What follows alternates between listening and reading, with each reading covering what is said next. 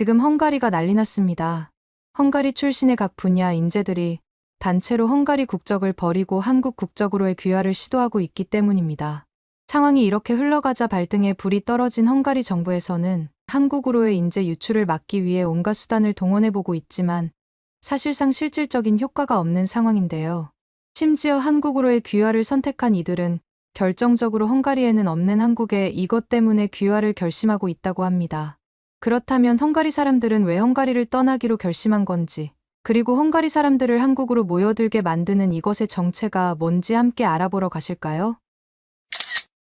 안녕하세요. 저는 헝가리 부다페스트에서 온 안나입니다. 법학을 전공하고 한국 로펌에서 일하게 된 제 이야기를 들려드릴게요. 처음 한국행을 결정했을 때만 해도 이렇게 제 인생이 완전히 바뀔 줄은 전혀 예상하지 못했습니다. 단기 인턴십으로 경력을 쌓고 돌아갈 생각이었는데 운명이란 참 알 수 없는 법이더군요. 그날의 선택이 결국 저를 새로운 나라의 시민으로 만들어버릴 줄은 누가 알았을까요? 저는 부다페스트 대학에서 법학 석사를 마쳤어요. 어릴 때부터 꿈꿔왔던 변호사가 되기 위해 열심히 공부했지만 현실은 냉혹했습니다. 헝가리의 심각한 청년 취업난과 낮은 임금 때문에 계속해서 좌절을 겪었거든요. 수십 번의 취업 지원서를 보냈지만 돌아오는 것은 거절 메일뿐이었습니다. 대형 로펌들도 국제 업무가 적어 발전 가능성이 제한적이었어요. 그렇게 몇 달을 방황하던 중 더 큰 위기가 찾아왔습니다. 집안 형편이 어려워져 부모님의 지원을 더 이상 받기 어려운 상황이 된 거예요. 더 이상 헝가리에서의 미래는 보이지 않았습니다. 이대로는 안 되겠다는 생각이 들던 차에 한 통의 전화가 제 인생을 바꾸어 놓았어요. 대학을 다닐 때 저를 멘토해주던 선배인 마르쿠스로부터 한국 로펌 서울지사에서 해외 인턴을 찾고 있다는 소식을 들은 거예요. 그는 유럽과 달리 아시아 신흥시장에 대한 법률 수요가 폭발적으로 늘고 있어 한국은 이미 선진 경제국이고 좋은 경험이 될 거야 라고 조언해 주었습니다. 처음에는 아시아라니 너무 멀지 않을까 망설였지만 다른 대안이 없었어요. 유럽 내에서도 일자리를 구하기 어려웠으니까요. 한밤중까지 이력서를 수정하고 지원서를 작성했어요. 이상하게도 지원서를 제출하는 순간 마음속에서 뭔가 설렘이 느껴지더군요. 부모님께 이 소식을 전했을 때 표정이 복잡해 보였어요. 아시아는 문화가 너무 다를 텐데 괜찮겠니? 어머니가 걱정스럽게 물으셨죠. 특히 아버지는 변호사가 되려고 그렇게 공부했는데 다른 나라에서 인턴이라니 하며 아쉬워하셨어요. 저는 최대한 확신에 찬 목소리로 대답했습니다. 해외 경력을 쌓아 헝가리로 돌아오든 다른 곳으로 가든 제 미래를 위한 기회를 열고 싶어요. 지금 헝가리는 젊은이들에게 희망이 없잖아요. 헝가리 내 정치 경제적 불안정으로 미래가 불투명했기에 이 인턴십이 저에게는 유일한 탈출구처럼 보였거든요. 결국 부모님도 제 결정을 존중해 주셨고 그렇게 한국행 비행기에 올랐습니다. 이륙 직전 창밖으로 부다페스트의 풍경을 바라보며 이게 정말 옳은 선택일까 하는 의구심이 들었어요. 하지만 이미 돌이킬 수 없는 발걸음을 내딛고 말았습니다. 그때는 몰랐죠.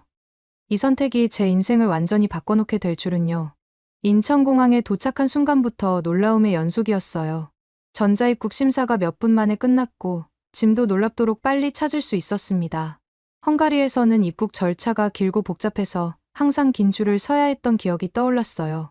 공항에서 나와 택시를 타고 서울 도심으로 향했는데 창밖으로 보이는 도시 풍경은 제가 알던 부다페스트와는 완전히 달랐습니다. 고층 빌딩들이 정돈된 모습으로 늘어서 있었고 거리는 깨끗했어요. 부다페스트의 오래된 건물들과 비교하니 마치 미래 도시에 온 것 같은 기분이었습니다. 택시 기사님은 영어를 잘 못하셨지만 끊임없이 한국어로 뭔가를 설명하셨어요. 저는 그저 웃으며 고개를 끄덕일 뿐이었습니다. 그러다 문득 이런 생각이 들었어요. 이 나라에서 살려면 한국어를 배워야 할까? 하지만 잠시 머물다 돌아갈 생각이었기에 그런 걱정은 금방 떨쳐버렸습니다. 그때는 몰랐답니다. 제가 얼마나 큰 우산을 하고 있었는지 말이에요. 로펌이 있는 빌딩에 도착했을 때 두 번째 충격이 저를 기다리고 있었습니다. 현대적인 로비와 완벽한 보안 시스템, 그리고 빠른 엘리베이터까지. 헝가리의 노후된 건물들과는 비교할 수 없는 첨단 시설이었어요. 25층에 위치한 로펌 사무실에 들어서자 통유리창 너머로 서울의 파노라마가 펼쳐졌습니다. 시차 적응도 안 된 상태로 그 광경을 보며 정말 다른 세상에 온 거구나 싶었어요. 한순간 부다페스트의 낡은 법률사무소들이 떠올라 비교가 됐습니다. 첫날부터 실무에 투입됐는데 사내 전자결제와 외국어, 클라우드 문서 시스템이 한 번에 연동되는 것을 보고 놀랐습니다. 담당 변호사는 안나 씨, 이 시스템으로 모든 문서를 관리해요. 한국은 디지털 행정과 법률 인프라가 워낙 발달해 글로벌 사건에 능동적으로 대응할 수 있답니다. 라고 설명해 주었어요. 헝가리에서는 복잡한 종이 서류를 주고받던 기억이 떠올라 적응이 쉽지 않았지만 업무 속도가 훨씬 빠르다는 사실에 큰 인상을 받았습니다.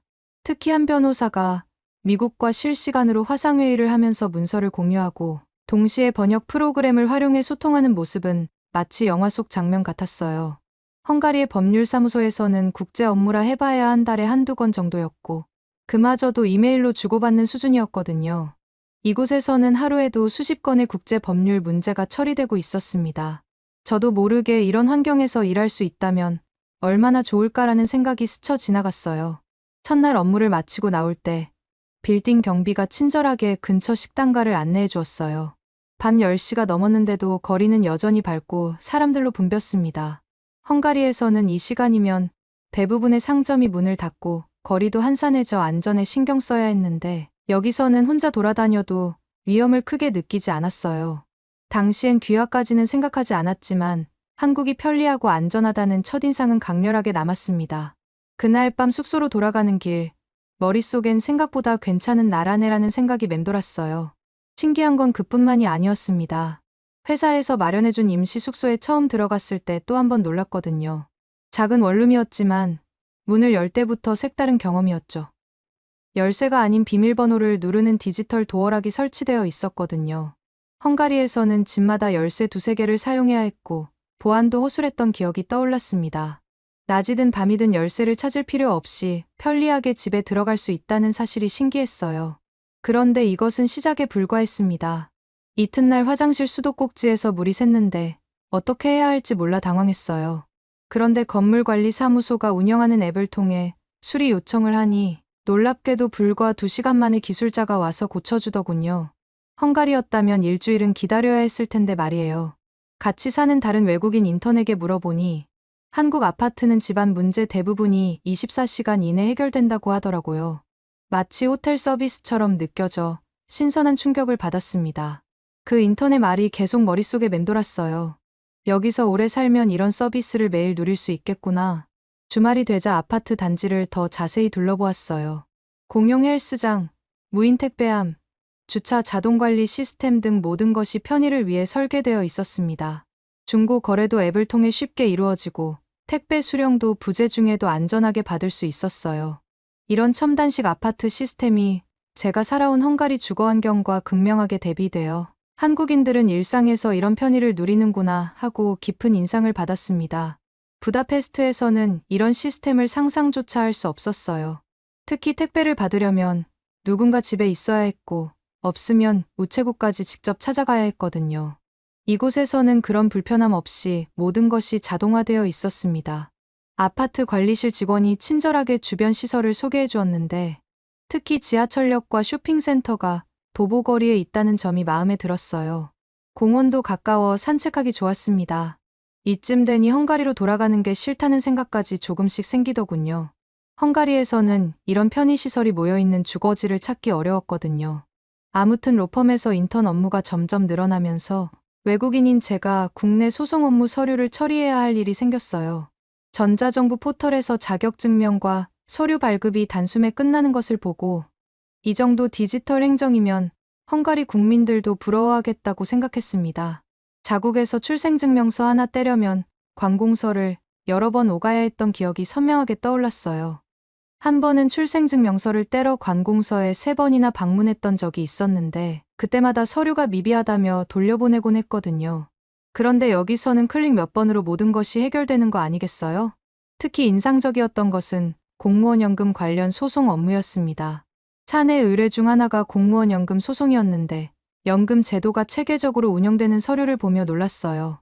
헝가리는 공무원 인력 부족과 부서 간 혼선이 커서 이런 자료가 즉시 제공되지 않았거든요. 한국이 행정 효율로 막대한 사회적 비용을 절감하는 것을 체감하며 이 나라가 선진국인 이유를 알겠다고 생각했습니다. 그리고 무엇보다 행정 시스템의 투명성이 법률 업무에 얼마나 큰 도움이 되는지 몸소 느꼈어요. 담당 변호사는 저의 업무 처리 능력을 높이 평가했고 점차 더 많은 책임을 맡기기 시작했습니다. 어느 날은 한국 기업과 유럽 기업 간의 계약서 번역 업무를 맡게 됐는데 제 헝가리어와 영어 실력이 큰 도움이 됐어요. 그런 과정에서 로펌의 핵심 멤버들과 친분을 쌓을 수 있었고 인정도 함께 받기 시작했습니다. 불과 몇 주 사이에 저는 단순한 인턴이 아닌 팀의 필수 인력으로 자리 잡아가고 있었어요. 그러던 중 대표 변호사님이 저를 사무실로 불러 의미심장한 말씀을 하셨어요. 안나 씨, 외국인도 국내 변호사 자격을 취득하면 이런 서류 접근이나 소송 대리권에 제약이 없어요. 생각해 보셨나요? 그 말은 단순한 제안 이상으로 제 마음에 와닿았습니다. 알고 보니 국적이 달라도 취업은 가능하지만 정식 변호사로 활약하려면 헝가리 국적으로는 까다로운 단계가 더 있더라고요.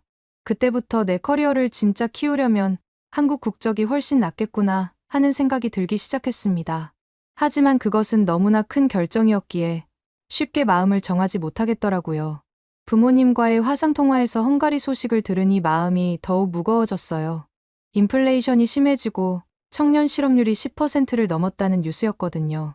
원래는 인턴 끝나고 돌아갈까 했는데 귀국해봐야 취업이 막막하다는 현실에 제 마음이 크게 흔들렸습니다. 어머니는 안 그래도 경제가 안 좋으니 해외에서 기회를 찾을 수 있으면 찾아라라며 용기를 주셨지만 국적 변경까지는 확신하지 못하셨어요. 아버지는 더 실질적인 조언을 주셨습니다. 지금 헝가리 상황이 점점 더 나빠지고 있다. 네가 거기서 기회가 있다면 잡아라. 그 말씀에 더욱 고민이 깊어졌어요. 그러던 중 회사 인사팀에서 불러 예상치 못한 소식을 전해주었습니다. 안나 씨, 단기 취업 비자 기간이 얼마 안 남았어요. 새로운 비자나 신분이 확보되지 않으면 더 못 있게 됩니다. 그 말을 듣는 순간 가슴이 철렁 내려앉았어요. 이제 막 적응하고 있던 한국 생활을 그렇게 끝내야 한다니 도저히 받아들일 수 없었습니다. 이 상태로 쫓기듯 돌아가기엔 한국이 너무 좋아졌다는 생각으로 괴로워했어요. 이제 더 이상 미루기만 할 수 없겠다는 생각이 들더군요. 점심시간, 함께 일하는 한국인 동료 변호사가 조심스럽게 제안했습니다. 혹시 귀화를 생각해 본 적 있어요? 사실 저는 처음엔 웃어넘기려 했지만 동료 변호사의 표정은 진지하더군요. 헝가리 여권으로는 해외 출장도 비자 때문에 복잡하지 않나요? 한국 국적이면 훨씬 수월할 텐데. 이 말이 제 머릿속을 맴돌기 시작했습니다. 정말 그렇게까지 해야 하나? 고향, 가족, 국적을 모두 등지고. 하지만 부다페스트에서는 상상 못했던 규모와 속도의 일을 이곳에서 하고 싶다는 욕망이 서서히 커져갔어요. 무엇보다 제가 받은 교육을 제대로 활용할 수 있는 곳이 여기라는 생각이 점점 강해졌습니다. 고민이 깊어지던 차에 회사에서 큰 기회가 찾아왔습니다. 새로운 국제사건, 아시아 여러 나라에 걸친 상사중재에 저를 투입하겠다는 거였어요. 그러나 변호사 지위로 정식 업무를 맡으려면 국내 변호사 등록이 필요한데 외국 국적으론 자격 인정 절차가 여러 해 걸린다는 사실이 걸림돌이었습니다. 반면 한국 국적이면 관련 서류와 시험만 통과하면 훨씬 빨리 업무에 투입 가능하다는 것을 듣고 크게 동요했어요. 이런 차별은 불합리하게 느껴졌지만 현실은 그랬습니다. 대표 변호사님은 더 직접적으로 말씀하셨습니다. 우리는 안나 씨를 정규직으로 뽑고 싶어요. 하지만 귀화나 장기 체류 신분이 안정되어야 주요 소송도 맡길 수 있어요. 그 순간 제 진로에 대한 고민이 더 깊어졌어요. 처음엔 극단적인 선택처럼 느껴졌지만 생각해보니 제 커리어를 위해선 국적 변경이 가장 현실적인 해결책임을 깨달았습니다. 이 결정이 제 인생을 완전히 바꿀 수 있다는 사실에 두려움도 컸지만 그만큼 기회도 컸어요. 헝가리 가족들에게 이런 생각을 전했을 때 처음엔 회의적인 반응이었어요. 특히 할머니는 외국에서 살다 오는 건 좋지만 국적까지 바꾸는 건 너무 과하지 않니? 라고 걱정하셨습니다. 하지만 헝가리의 경제 상황은 갈수록 불안정해갔고 부모님의 반대도 점점 약해졌어요. 아버지는 네가 잘 될 거면 그렇게 해라라고 서서히 용납하는 분위기로 돌아섰습니다. 결국 저는 마음을 굳히고 귀화 시험 준비에 들어갔어요. 그 결정을 내린 날 밤, 오랜만에 편안하게 잠들 수 있었습니다.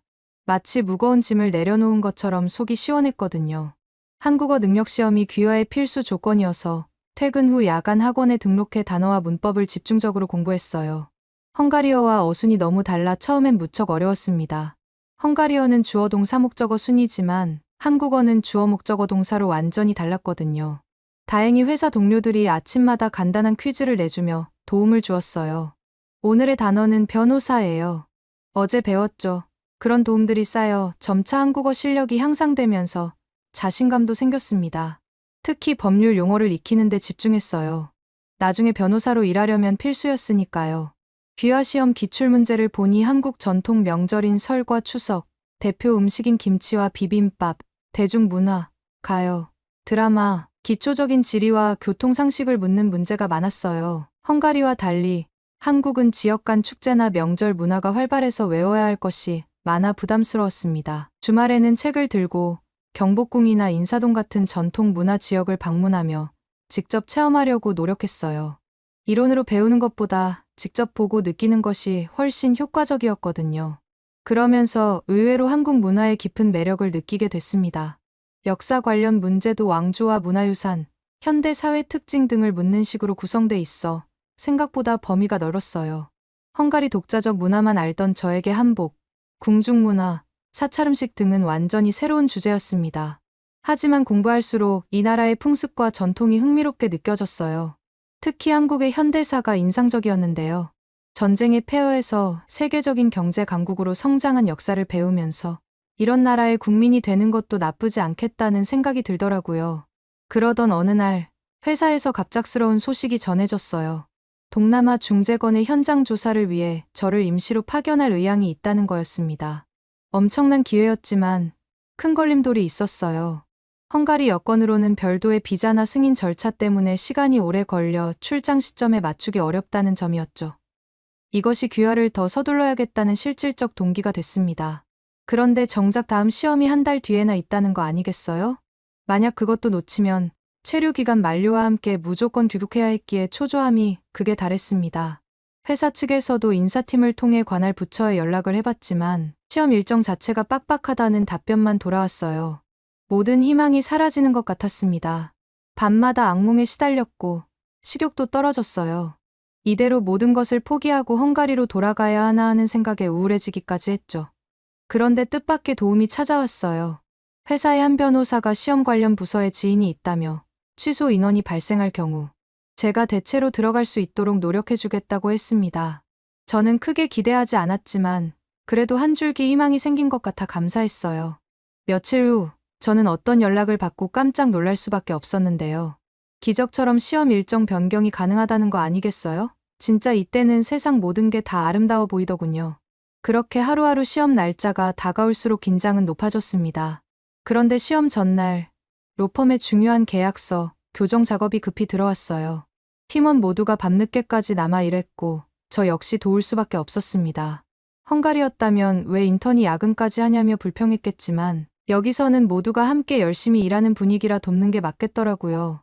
시험을 앞둔 밤에 체력을 소모하는 것이 걱정되었지만 팀의 일원으로서 책임감을 느꼈습니다.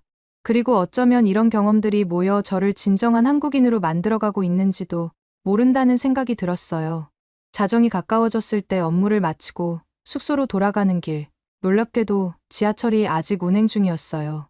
헝가리에선 이 시간에 대중교통이 끊겨 택시도 잘 잡히지 않고 치안이 불안해 겁을 냈던 기억이 떠올랐습니다. 하지만 서울에선 늦은 시간에도 안전하게 귀가할 수 있다는 사실에 또 한 번 감동받았어요. 귀화가 아니어도 한국에서 얼마나 생활이 편한지 국적 변경에 대한 의지가 더 굳어졌습니다. 특히 밤늦게 혼자 걷는 여성으로서 이런 안전함은 무엇과도 바꿀 수 없는 가치처럼 느껴졌어요. 시험 문제 요약 노트를 마지막으로 훑어보며 이걸 다 해냈으니 꼭 합격해야지 다짐했어요. 동료들이 시험 이후 정식 변호사로 빨리 일하자는 격려 문자를 보내준 것도 큰 힘이 됐습니다. 부모님도 헝가리 돌아오는 것보다 거기서 자리 잡는 게 낫다면 응원한다는 메시지를 전해주셔서 정서적 지지를 느꼈어요. 그런 메시지들을 읽으며 잠이 들었는데 그날 밤 꿈에서 제가 한국 법정에서 변호사로 활약하는 모습을 보았습니다. 좋은 징조라고 생각했어요. 그렇게 기다리던 시험 당일 아침, 예상치 못한 문제가 발생했습니다. 숙소 건물 엘리베이터가 임시점검으로 운행 중단이라는 안내문이 붙어 있었어요. 제가 사는 곳은 10층이라 짐도 있고 시간도 촉박한 상황에서 걸어 내려가기는 어려웠습니다. 귀화 시험이 1시간 남았는데 하필 이런 일이 생기다니. 속이 타들어갔어요. 운명이 저를 시험하는 것 같았습니다. 한순간 모든 것이 무너질 것 같은 두려움이 몰려왔어요. 다행히 옆집 주민이 지나가다 저의 난처한 상황을 보고 도움을 주었습니다. 저쪽에 비상용 엘리베이터가 있어요. 1층까지만 임시 운행하고 있답니다. 그분의 안내를 따라가 보니 정말 건물 측에서 일부 구간만 엘리베이터를 운행하고 있었어요. 간발의 차로 시험장을 향해 출발할 수 있었습니다. 평소보다 10분 늦게 출발했지만 지하철이 정확한 시간에 도착하는 덕분에 시험장 근처역에 제때 도착할 수 있었습니다. 헝가리였다면 대중교통 지연으로 시간 맞추기가 거의 불가능했을 텐데 한국의 지하철은 엄청나게 정확해서 큰 도움이 됐어요.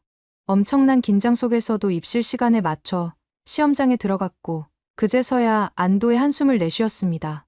시험장에 들어서는 순간 이것이 제 인생의 새로운 시작점이 될 수도 있다는 생각에 심장이 빠르게 뛰었어요.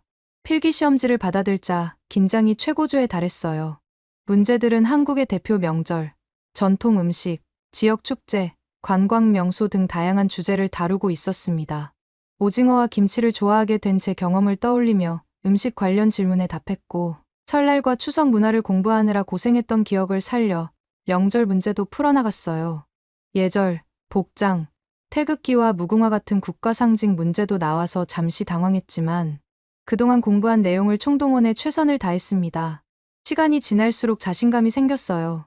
이 정도면 통과할 수 있지 않을까 하는 희망이 생겼습니다. 이어진 면접에서는 한국어 능력과 기본 생활 상식을 확인하는 질문들이 쏟아졌어요. 한글 자모음 구조를 설명하라는 질문부터 수도권 교통카드 환승제도의 장점을 묻는 질문까지 다양했습니다. 저는 직접 경험한 대중교통의 편리함, 아파트 시스템의 효율성을 진심을 담아 이야기했어요. 중간에 한국어 단어가 생각나지 않아 당황하기도 했지만 최대한 쉬운 표현으로 제 생각을 전달하려고 노력했습니다. 심사위원들의 표정이 점점 부드러워지는 것 같던데 제 기분 탓인지는 모르겠네요. 마지막으로 이 나라에서 오래 살 예정이라면 어떤 식으로 기여하고 싶냐는 질문에 법률 분야에서 전문성을 발휘해 한국 기업의 해외 사건을 많이 해결해주고 싶다고 답했습니다. 헝가리보다 한국이 경제 규모도 크고 글로벌 교류가 활발하니 제 커리어 성장에도 좋은 기회가 될 것이라고 설명했어요. 면접관이 고개를 끄덕이는 것 같았지만 확신은 없었습니다.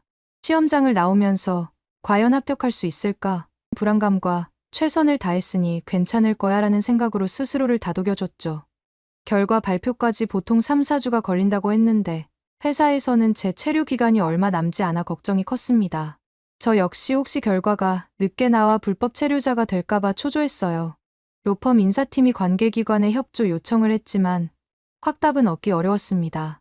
시험 통과만 한다면 모든 게 해결될 텐데 하는 마음으로 하루하루를 보냈어요. 그 기간 동안 업무에 더욱 집중하려고 노력했지만 자꾸만 생각이 시험 결과로 흘러갔습니다. 밤에는 꿈에서도 시험 장면이 반복됐어요. 그 무렵 헝가리에서 더 나쁜 소식이 들려왔습니다. 부모님이 전화로 물가 급등과 실업자 폭증 소식을 전해주셨는데 부모님 동네도 빈집이 늘어나 방범이 나빠졌다고 하더라고요. 친구들 중에서도 해외 이민을 고민하는 친구들이 늘고 있다는 얘기를 들으니 돌아가도 할 일이 없겠구나 하는 생각이 더 강해졌어요. 오히려 빨리 귀화해서 여기에 자리 잡아야지라는 결심이 확고해졌습니다. 헝가리에 남아있는 친구 중 한 명은 너는 운이 좋다. 나도 기회가 있다면 떠나고 싶다라고 말했어요. 그 말을 들으며 제가 옳은 선택을 하고 있다는 확신이 들었습니다. 인사팀에서 시험 결과가 최대한 빨리 나오도록 공식 협조문을 보냈다는 연락이 왔어요. 회사가 저를 위해 이렇게까지 애써주는 모습에 제가 정말 필요한 인재로 인정받고 있다는 사실에 감동했습니다. 혹시 불합격하면 어떻게 될지 불안했지만 주변의 도움에 진심으로 감사한 마음이 컸어요. 그리고 이런 든든한 지원을 받는 것도 한국에서의 삶이 주는 큰 혜택 중 하나라고 느껴지더라고요. 예상보다 일주일 빠르게 결과가 나온다는 연락을 받았어요. 하필 그날은 부모님이 저를 깜짝 방문하기 위해 헝가리에서 날아오신 날이었습니다. 제가 귀화를 준비한다고 하자 걱정 반, 섭섭한 반으로 표정이 어두워지셨던 부모님이 결국 저를 직접 보러 한국까지 오신 거였어요. 인천공항에서 부모님을 맞이했을 때 아버지의 눈가에 맺힌 미소 띤 주름과 어머니의 따뜻한 포옹이 모든 걱정을 덜어주었습니다. 이렇게 멀리까지 와주셔서 정말 감사해요. 제가 말했을 때 어머니는 손을 꼭 잡으며 네가 선택한 길이니 우리도 직접 보고 싶었단다라고 대답하셨어요. 그 말에 가슴이 뭉클했습니다. 내심 아쉬운 마음이 있으셨겠지만 그래도 저를 위해 이렇게 먼 곳까지 찾아와 주셨다는 사실이 너무나 고마웠어요. 제 작은 아파트를 보여드리고 근처 한국 식당에서 김치찌개를 함께 먹으며 시간을 보내고 있었습니다. 그때 휴대폰에 결과 확인 메시지가 왔어요. 심장이 쿵쾅거리기 시작했습니다. 결과가 나왔대요. 떨리는 목소리로 말씀드렸어요. 세 사람 모두의 표정이 긴장으로 굳어졌습니다. 나는 도저히 못 보겠어요. 저는 휴대폰을 부모님께 건네며 눈을 꽉 감았어요. 손끝까지 떨려왔습니다. 이 순간이 제 인생을 완전히 바꿔놓을 테니까요. 그때 정말 귀에서는 심장 소리만 크게 들렸고 세상에 저만 있는 것 같더라고요. 한참이 지났을까요? 갑자기 아버지의 큰 함성이 들렸어요. 합격이다. 안나, 너 합격했어. 눈을 떴을 때 아버지는 일어나 저를 껴안으셨고 어머니는 눈물을 훔치고 계셨습니다. 정말요? 진짜 합격인가요? 믿기지 않아 휴대폰을 다시 확인했어요. 화면에는 분명히 귀화 허가라는 단어가 빛나고 있었습니다. 어머니가 양팔을 벌려 저를 안아주셨어요. 얘야, 정말 축하한다. 네가 원하던 대로 됐구나. 눈물이 그녀의 뺨을 타고 흘렀습니다. 아버지는 갑자기 주변 손님들에게 말했어요. 제 딸이 오늘 한국인이 됐습니다. 당황스러웠지만 주변 손님들도 박수를 쳐주시며 축하해 주셨습니다. 그 순간 이 낯선 나라에서 새 출발을 하는 제 모습을 직접 지켜봐 주시는 부모님이 곁에 계시다는 사실이 너무나 감사했어요. 귀화 허가를 받은 후 구청을 방문해 주민등록증 발급 절차를 밟았는데 서류가 이미 전산화되어 있어 인적사항 확인 후 30분 만에 접수가 완료됐어요. 헝가리에선 신분증 하나 만들려면 관공서를 여러 번 방문해야 했는데 이곳은 완전히 달랐습니다. 직원분이 일주일 후에 찾으러 오세요라고 친절하게 안내해 주셨어요. 이제 외국인 등록증이 아닌 한국인의 권리를 행사할 수 있다는 사실이 실감나면서 가슴이 벅차오르더라고요. 주민등록증을 받게 되면 은행 업무, 계약, 심지어 투표권까지 얻게 된다는 생각에 새로운 책임감도 느껴졌습니다. 회사에 통보하니 대표가 정규직 변호사 과정 서류를 즉시 진행하라고 지시했고 제 사무실 자리도 더 넓은 곳으로 옮겨주었습니다. 해외 출장이나 국내 대리 업무, 그리고 아파트 임대와 대출 등 모든 면에서 길이 열릴 거라는 설명을 듣고 가슴이 두근거렸어요. 헝가리 국적을 내려놓는 아쉬움은 남았지만 한국에서의 미래가 주는 기회가 훨씬 크다는 확신이 들었습니다. 특히 팀장님이 안나 씨가 앞으로 저희 팀의 유럽 관련 사건을 담당해 주길 바랍니다라고 하셨을 때는 정말 감동했어요. 제 출신 배경과 언어 능력이 이곳에서 강점으로 작용한다는 사실이 기뻤습니다. 헝가리에 있었다면 그저 평범한 법대 졸업생에 불과했을 텐데 한국에서는 특별한 전문성을 가진 인재로 인정받을 수 있는 거니까요. 그리고 이런 게 바로 제가 국적을 바꾸면서까지 이곳에 남고 싶었던 이유 중 하나였습니다. 귀화하고 한 달 뒤 회사의 아시아권 소송팀에 정식으로 합류해 첫 해외 중재 출장 준비에 참여했어요. 헝가리 여권이었다면 비자 때문에 2, 3주는 기다려야 했을 텐데 이제 한국 국적이기 때문에 절차가 간단히 끝나더군요. 실무적으로도 즉시 투입이 가능해져서 회사에서도 더 많은 신뢰를 얻었어요. 팀장님은 이제 안나 변호사님이 우리 팀의 핵심 멤버라고 소개해 주셨는데 그 순간 제가 정말 올바른 선택을 했다는 확신이 들었습니다. 아파트 계약을 마치고 이사 준비 중에도 한국의 효율성을 다시 한번 체감했습니다. 관리사무소 직원들이 전입신고, 수도, 가스 변경 등을 원스톱으로 안내해 주시더라고요. 헝가리였다면 각각의 공공기관을 일일이 방문해야 했을 텐데 이곳에선 한 번에 해결되었습니다. 새 아파트는 제가 인턴 시절 살던 숙소보다 훨씬 넓고 쾌적했어요. 베란다에서 서울의 야경을 바라보며 이제 이곳이 정말 내 집이구나 하는 실감이 났습니다. 새 아파트 사진을 부모님께 보내드리자 실물이 궁금하다며 또 한국에 올 계획을 세우시더군요. 부모님이 정말 그렇게 좋은 아파트면 우리도 한번 살아보고 싶다고 말씀하셨다는 소식에 기뻤어요. 저는 이 기회에 헝가리 친구들도 초대해 한국에서 이룬 새 인생을 보여주고 싶다는 생각이 들었습니다. 처음엔 짧은 인턴 생활만 기대했는데 결국 한국 국민이 되어 안전하고 첨단화된 환경에서 살게 된 현실이 아직도 꿈만 같았답니다. 그리고 한국에서의 새 생활이 시작된 지 6개월이 지났을 때 첫 대형 소송에서 승소를 이끌어냈어요. 헝가리 기업과 한국 기업 간의 분쟁이었는데 헝가리와 한국 문화를 모두 이해하고 있다는 점이 큰 역할을 했습니다. 회사에서는 특별 보너스까지 받았고 법조계 신문에도 소개되었어요. 저를 믿고 지지해주신 모든 분들께 감사한 마음이 컸습니다. 이제는 진정한 한국인으로서 그리고 전문 변호사로서의 삶이 시작된 거였어요. 지금 돌이켜보면 그때 제가 한국 귀화를 마음먹지 않았다면 얼마나 아찔했을지 모른답니다. 때로는 익숙한 것을 뒤로하고 새로운 도전을 받아들이는 용기가 필요한 것 같아요. 한국은 이제 제 새로운 고향이 되었고 저는 매일 이 나라에서 살아가는 것에 감사함을 느낍니다. 비록 헝가리에서 태어났지만 이제 제 마음은 완전히 한국인이 되었습니다. 그나저나 이제 한국인도 다 됐겠다 맛집 탐방도 하려고 하는데 여러분들이 추천할 만한 서울의 맛집이 있을까요? 댓글로 남겨주시면 한번 방문해 보겠습니다. 안녕하세요. 저는 이스탄불 출신 현대무용가 셀린 아이딘입니다. 터키에서 태어나 자란 저는 어린 시절부터 춤을 추며 세계 무대를 꿈꿔왔어요. 국제적인 무용단 글로벌 댄스 컬렉티브의 일원으로 활동하며 제 꿈을 이루는 듯 했지만 전혀 생각지도 못한 상황이 절 기다리고 있었죠. 제가 속한 글로벌 댄스 컬렉티브는 이름 그대로 전 세계 실력 있는 무용수들이 모인 세계적인 무용단이었어요. 프랑스, 영국, 일본 등 다양한 국적의 동료들과 함께 춤추며 세계 각국을 순회하는 공연을 했습니다. 그 시절은 정말 꿈 같았어요. 무대 위에서 제 열정을 표현할 때마다 관객들의 열광적인 반응은 제게 춤의 의미를 다시 한번 일깨워 주었거든요.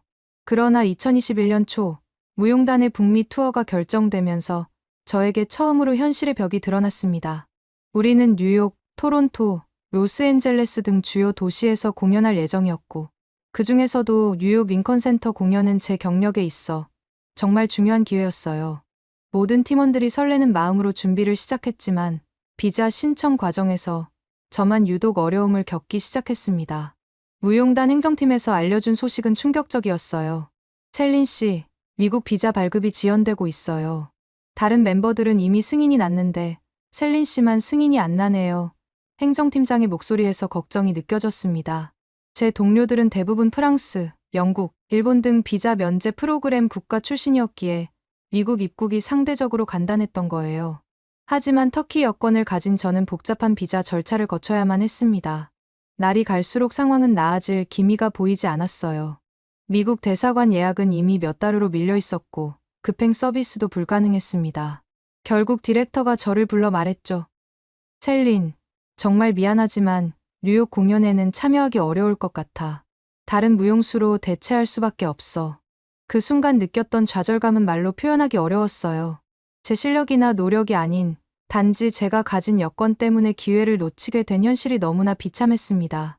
동료들이 뉴욕으로 떠나는 날, 저는 홀로 숙소에 남아 훌쩍거리면서 울 수밖에 없었어요. 게다가 이런 일이 처음은 아닐 거라는 불길한 예감이 들었죠. 그로부터 몇 주 후, 저희 무용단은 아시아 투어의 일환으로 한국 서울에서 공연하게 되었어요. 솔직히 말하면 당시 저는 한국에 대해 많이 알지 못했습니다. 단지 K-팝 드라마로 유명한 나라라는 정도만 알고 있었죠. 하지만 서울에 도착한 순간부터 저는 계속해서 놀라운 경험들을 했어요. 인천공항에 도착했을 때 첫인상부터 달랐습니다. 깨끗하고 효율적인 시스템, 친절한 직원들, 그리고 무엇보다 출입국 절차가 놀라울 정도로 빠르고 간편했어요.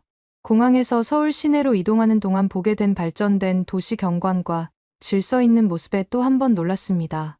이런 첫인상은 머무는 동안 계속해서 이어졌어요. 서울에서의 공연은 대성공이었습니다. 한국 관객들의 뜨거운 반응과 깊은 이해도는 저희 모두를 감동시켰어요.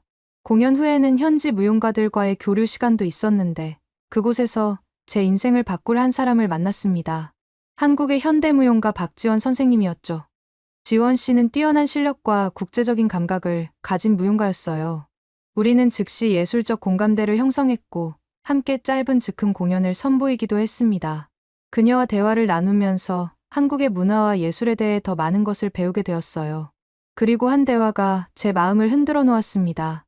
다음 달에 파리에서 열리는 워크숍에 참여할 예정이에요. 지원 씨가 가볍게 말했어요. 와, 멋지네요. 비자 준비는 다 됐나요? 제가 자연스럽게 물었습니다. 비자요? 한국 여권만 있으면 프랑스를 포함한 많은 국가에 무비자로 갈 수 있어요. 그냥 가고 싶을 때 티켓만 끊으면 되죠. 그 순간 제가 얼마나 부러웠는지 아시나요? 지원 씨에게는 당연한 일이었겠지만 터키 여권을 가진 저에게는 상상할 수 없는 자유였습니다. 지원 씨 말로는 한국 여권으로 192개국을 무비자로 방문할 수 있다고 하더군요. 그에 비해 제가 가진 터키 여권으로는 단 72개국밖에 무비자 입국이 불가능했습니다. 한국에서의 시간은 너무 빨리 지나갔고 저희 무용단은 다음 일정을 위해 떠나야 했어요. 하지만 서울을 떠나는 비행기 안에서도 제 머릿속은 지원 씨와의 대화로 가득 찼습니다. 한국의 문화와 예술에 대한 관심, 그리고 자유롭게 세계를 누빌 수 있는 한국 여권에 대한 부러움이 제 마음속에 강하게 남았어요. 그리고 저는 그때 미처 깨닫지 못했지만 이게 제 인생의 중요한 터닝포인트가 되고 있었습니다. 그때까지만 해도 제가 서울에 다시 돌아오게 될 줄은 몰랐으니까요. 서울에서 돌아온 지 얼마 지나지 않아 무용단은 남미 투어를 준비하기 시작했어요. 브라질, 아르헨티나, 칠레 등 주요 도시에서 공연할 예정이었습니다. 하지만 불안한 예감은 곧 현실이 되었어요. 또다시 비자 문제가 불거진 것이었습니다. 셀린, 브라질과 아르헨티나 비자 신청을 지금 바로 시작해야 해요. 처리 기간이 최소 한 달이 넘게 걸린다고 해요. 행정팀장의 메일을 받았을 때 이미 제 가슴은 무거워져 있었습니다. 다른 동료들은 대부분 무비자로 입국이 가능했고 일부는 도착 비자를 받을 수 있었지만 터키 여권으로는 사전에 비자를 발급받아야 했어요. 매번 비자를 신청할 때마다 많은 서류를 준비해야 했고 높은 수수료도 부담해야 했습니다. 때로는 대사관까지의 이동을 위해 다른 도시로 가야 하는 경우도 있었어요. 이런 과정이 반복될수록 저는 좌절감을 느꼈습니다. 무용수로서의 제 능력이 아닌 여권 한 장이 제 경력을 결정짓는다니 너무 억울할 것 같지 않나요? 결국 브라질 비자는 간신히 받았지만 아르헨티나 비자는 공연 일정에 맞춰 발급되지 않았습니다. 또다시 저는 중요한 공연에서 빠져야 했어요. 디렉터는 저를 사무실로 불러 솔직하게 말했습니다. 셀린, 너의 실력은 의심할 여지가 없어. 하지만 계속되는 비자 문제로 주요 공연에 캐스팅하기가 점점 어려워지고 있어. 무용단으로서는 공연 일정과 완성도를 고려할 수밖에 없거든. 디렉터의 말은 공감이 갔어요. 하지만 그 말이 제 가슴에 깊은 상처를 남겼습니다. 제가 아무리 노력해도 바꿀 수 없는 현실에 부딪히는 느낌이었으니까요. 그날 밤 숙소로 돌아와 저는 오랜 시간 생각에 잠겼어요. 이대로는 제 꿈을 계속 좇을 수 없다는 것을 깨달았습니다. 변화가 필요했어요. 그때 제 휴대폰에 메시지가 도착했습니다. 한국에서 만났던 지원 씨였어요. 셀린, 서울에서 열리는 국제현대무용 페스티벌에 당신을 솔로 공연자로 초청하고 싶어요. 관심 있으신가요? 메시지를 읽는 순간 제 가슴이 뛰기 시작했습니다.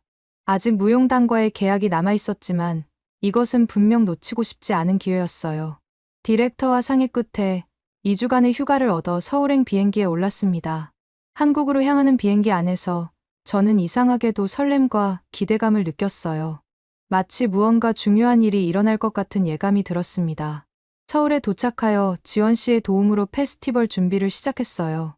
한국의 현대무용 환경은 제가 경험했던 어느 곳보다 개방적이고 창의적이었습니다.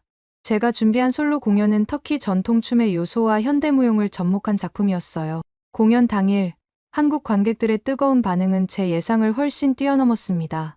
공연이 끝난 후, 한 중년 남성분이 저를 찾아왔어요. 안녕하세요. 저는 국립현대무용단의 예술감독 김민준입니다. 오늘 공연이 정말 인상적이었습니다. 이어서 민준 씨의 입에서 나온 말에 저는 귀를 의심할 수밖에 없었습니다. 혹시 저희 무용단의 객원 무용수로 참여할 의향이 있으신가요? 순간 말문이 막혔습니다. 국제적으로 명성 있는 무용단의 예술감독이 저에게 직접 제안을 한 것이었으니까요. 머릿속이 복잡해졌어요. 글로벌 댄스 컬렉티브와의 계약은 어떻게 할지, 새로운 나라에서의 생활이 가능할지 등 많은 생각이 스쳐 지나갔습니다. 하지만 한편으로는 이것이 제 인생의 새로운 기회가 될 수도 있겠다는 생각이 들었어요. 생각해볼 시간을 주시겠어요? 제가 조심스럽게 물었습니다. 물론입니다. 다음 주까지 연락 주시면 됩니다. 그날 밤, 지원 씨와 함께 저녁을 먹으며 깊은 대화를 나눴어요. 지원 씨는 국립현대무용단의 명성과 지원 시스템, 그리고 한국에서의 생활에 대해 자세히 설명해 주었습니다. 특히 예술가를 위한 한국의 지원 체계와 안정적인 환경에 대한 이야기가 인상적이었어요. 터키에서는 예술가로 살아가기가 점점 어려워지고 있었거든요. 그리고 무엇보다 셀린 씨가 경험했던 비자 문제도 훨씬 줄어들 거예요. 한국은 예술가들의 활동을 적극 지원하니까요. 지원 씨의 말에 제 귀가 솔깃해졌습니다. 일주일간의 고민 끝에 저는 용기 있는 결정을 내렸어요. 글로벌 댄스 컬렉티브에 사직 의사를 전하고 국립현대무용단과 1년 계약을 맺기로 했습니다. 디렉터는 섭섭해했지만 제 상황을 이해해 주었어요. 셀린, 당신의 재능은 어디서든 빛날 거야. 새로운 길에 행운이 함께하길 바래. 2022년 4월, 저는 모든 짐을 정리하고 서울로 향했습니다. 새로운 시작에 대한 기대와 두려움이 공존했어요. 처음에는 언어 장벽과 문화적 차이로 적응하기 어려웠습니다. 한국어는 터키어나 영어와 완전히 달랐고 일상생활의 작은 부분들도 낯설게 느껴졌어요. 하지만 다행히도 무용이라는 공통 언어가 있었습니다. 춤을 추는 순간만큼은 모든 장벽이 사라졌어요. 국립현대무용단의 동료들은 저를 따뜻하게 맞아주었고 지원 씨는 문화적 가이드 역할을 해주었습니다. 점차 한국 생활에 적응해가면서 저는 한국이라는 나라에 스며드는 느낌을 받았답니다. 터키와 비교했을 때 한국의 예술 지원 시스템은 놀라울 정도로 체계적이었습니다. 안정적인 급여, 우수한 연습시설, 의료보험까지 모든 것이 갖춰져 있었어요. 공연장의 최신 장비와 기술적 지원은 제가 더 나은 작품을 만들 수 있는 토대가 되었습니다. 무엇보다 놀라운 것은 일상생활의 편리함이었어요. 24시간 안전한 도시, 효율적인 대중교통, 빠른 인터넷, 편리한 배달 서비스까지 모든 것이 최적화되어 있었습니다. 이런 환경 덕분에 저는 예술적 창작에 더 집중할 수 있었어요. 국립현대무용단에서의 활동이 6개월쯤 지났을까요? 저는 한국 무용 기법과 터키 전통, 춤을 결합한 새로운 스타일을 발전시키기 시작했습니다. 이 독특한 융합이 한국 무용계에서 주목받기 시작했어요. 한국 공영방송의 예술 프로그램에 출연하게 되었고, 터키에서 온 무용수로 미디어에 관심을 받았습니다. 성공적인 활동에도 불구하고 여전히 한 가지 문제가 남아 있었어요. 국립현대무용단이 국제 투어를 준비할 때마다 저는 비자 문제로 고민해야 했습니다. 터키 여권은 여전히 제 발목을 잡았어요. 특히 2023년 초, 무용단이 세계 10개국 투어를 계획했을 때 상황은 더욱 복잡해졌습니다. 셀린 씨, 투어 국가 중 캐나다와 호주는 비자 발급에 시간이 많이 걸린다고 해요. 최대한 빨리 준비를 시작하는 게 좋을 것 같아요. 행정팀장의 조언에 저는 또다시 압박감을 느꼈습니다. 다른 단원들은 대부분 무비자로 갈 수 있는 국가였기에 저 때문에 전체 일정이 불안정해질 수 있다는 사실이 부담스러웠어요. 예상대로 캐나다와 호주 비자 발급이 지연되었고 투어 일정이 위협받는 상황이 발생했습니다. 김 감독은 저를 배려해 일정을 조정하려 했지만 제 마음은 무거웠어요. 저 하나 때문에 무용단 전체가 어려움을 겪는 것이 너무 미안했습니다. 셀린 씨, 걱정하지 마세요. 우리는 팀이니까요. 함께 해결해 나갈 거예요. 김 감독의 따뜻한 위로에도 불구하고 저는 근본적인 해결책이 필요하다고 느꼈어요. 이런 상황이 계속된다면 제 경력뿐만 아니라 함께 일하는 동료들에게도 부담이 될 것이 분명했습니다. 그러던 어느 날 지원 씨가 흥미로운 제안을 했어요. 셀린, 한국에서 장기적으로 활동할 계획이라면 영주권을 고려해봐야 하지 않을까. 예술 분야 특별공헌자로 신청하면 가능성이 높을 것 같은데 영주권이라는 단어가 제 머릿속을 맴돌았습니다. 한국에서의 생활이 이미 1년이 넘었고 이곳에서의 미래를 진지하게 고민하게 된 시점이었어요. 무엇보다 한국 생활에 적응하면서 한국에 대한 애정도 커지고 있었습니다. 지원 씨의 도움으로 영주권에 대해 알아보는 과정에서 더 놀라운 정보를 접하게 되었어요. 셀린, 영주권을 넘어 한국 국적을 취득하면 미개국을 무비자로 방문할 수 있어. 세계 최고 수준의 여권 파워지. 그 순간 제 심장이 빠르게 뛰기 시작했습니다. 한국 국적이라니 처음에는 생각해보지 않았던 가능성이었어요. 하지만 생각할수록 매력적인 선택지로 다가왔습니다. 세계를 자유롭게 다니며 예술 활동을 할 수 있다는 것. 그것은 제가 오랫동안 꿈꿔왔던 이상적인 상황이었으니까요. 하지만 결정을 내리기 전에 다른 가능성도 알아보기로 했어요.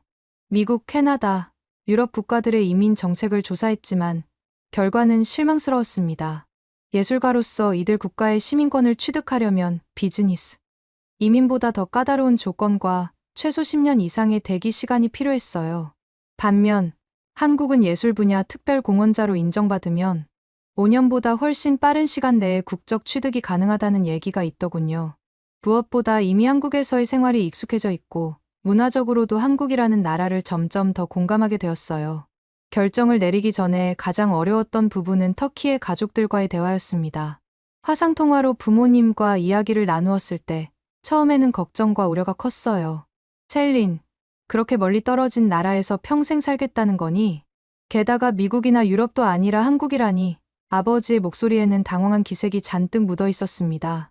저는 한국에서의 제 생활, 안전하고 효율적인 환경, 예술가로서의 성장 가능성, 그리고 무엇보다 세계를 자유롭게 다닐 수 있는 기회에 대해 설명했어요. 특히 한국 여권의 강력한 파워가 제 경력에 얼마나 중요한지를 강조했습니다.